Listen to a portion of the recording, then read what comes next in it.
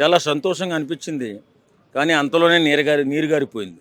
ఎందుకంటే వచ్చాడు, కూర్చున్నాడు, సంతకం పెట్టాడు, కూర్చున్నాడు, మళ్ళీ లేచి వెళ్ళిపోయాడు. కాదబ్బా, ఆయన అభిమానులందరూ పులి పులి పులి అంటారు కదా.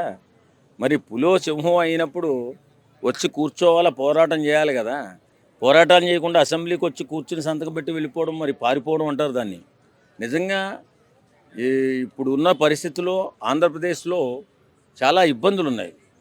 చాలా పనులు చేయవలసిన కార్యక్రమాలు ఉన్నాయి. కూటమి ప్రభుత్వం అధికారంలో ఉంది కాబట్టి కూటమి ప్రభుత్వంతో పనులు చేసుకుంటే చేయించే బాధ్యత ఖచ్చితంగా జగన్మోహన్ రెడ్డిదే ప్రతిపక్ష నాయకుడిగా.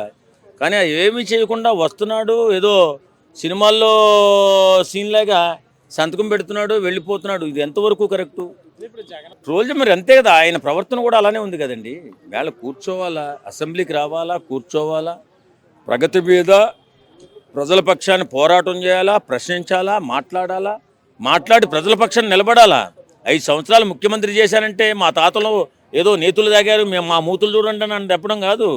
నీకు అప్పుడు ఏదో తెలుసో తెలియకో అధికారం ఇచ్చారు ప్రజలు, నువ్వు దాన్ని అనవసరంగా పాడు చేసుకుని వేళ 11 సీట్లకు వచ్చావు.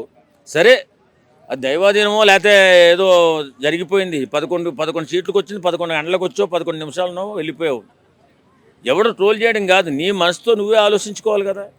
వేళ ప్రజల పక్కన నిలబడి మాట్లాడాల్సింది ఎవరు? జగన్మోహన్ రెడ్డి గారు. ఆయన మాట్లాడకుండా వెళ్ళిపోతే అసమర్థుడే కదా, ఎవడైనా అంతే కదా అంటాడు. ఇప్పుడు ట్రోల్స్ చేయడం వల్ల తప్పే ఉందండి. ట్రోల్స్ చేస్తున్నారంటే మరి తప్పు లేదు కదా, మరి ఉండాలి కదా.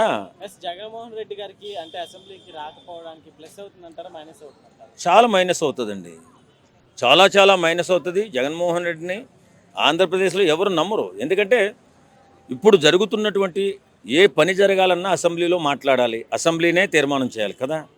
మరి తీర్మానం చేసే దగ్గర నువ్వు ఉండకుండా వాళ్ళు ఏకపక్షంగా తీర్మానం చేసుకుని మేము మంచిగానే చేసాం, జగన్మోహన్ రెడ్డి మాట్లాడలేదు, మేమేం చేయాలి? మరి ఆయన వచ్చి ప్రశ్నిస్తాడనుకున్నాం, ప్రశ్నించలేకపోతే మేమేం చేయము, మేము నిజమే మంచిగానే చేసాం అంటారు వాళ్ళు.